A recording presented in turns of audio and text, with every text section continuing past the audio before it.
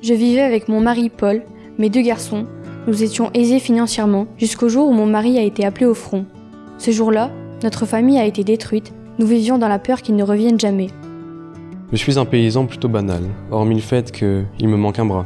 J'ai dû me faire amputer à cause d'un accident pendant mes travaux, au champ.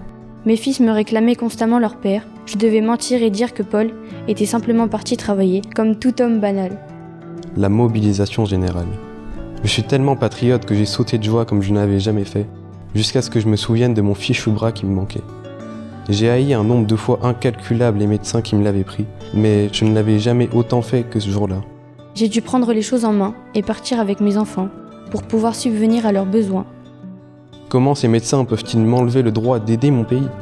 J'ai pu trouver un poste à l'hôpital. C'était la panique totale, je dirais même le chaos. Les gens se bousculaient pour amener les blessés. Mes journées se résument à aider dans les champs et lire les journaux. Les cris étaient affreux, les familles désespérées et tourmentées. Je suis soldat depuis que la guerre a débuté. Pendant des mois, j'ai été tout seul, jusqu'au jour où un autre soldat est venu me parler. Il s'appelait Paul. Je vivais avec mon mari Paul, mes 2 garçons. Pendant des mois, on a parlé ensemble et on se battait ensemble contre l'ennemi. Nous étions aisés financièrement, jusqu'au jour où mon mari a été appelé au front. C'est comme si nous étions en enfer ici. C'était inondé de sang, avec des rats qui rongeaient leurs cadavres.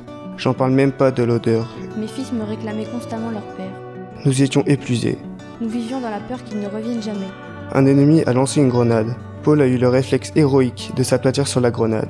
Notre famille a été détruite par l'absence d'un mari, d'un père. Je me suis réveillé dans un hôpital.